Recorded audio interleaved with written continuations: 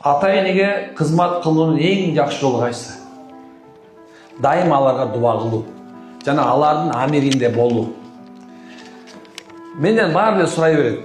Устаз, сиздин ушундай бир мындай кандай десем, ийгиликтин сыры эмне? Билбейм, мен ийгиликтин сырын деле билбейт экенмин.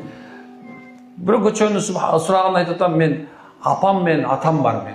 Мен ошо атам менен апамдын колунда жашайм. Улуусумун мен балдардын. Жашоонун эң чоң секрети бул силердин үйүңөрдө турат. Ата-энеңер тирүүлөр бартагыла. Алар бирөө эле болот, башка экинчи болбойт. Бирөө эле болот. Эне бирөө, ата бирөө. Жаш кезинде кадырлап, карыган кезде дуасын ала болду. Мында береке бар, башкача береке бар. Мен айта берем дайым, качан атам мен апам тирүү турганча эрмекмин мен. Качан атам мен апам өмүрлөр узун болсун, анда ошондон кийин айтам анан.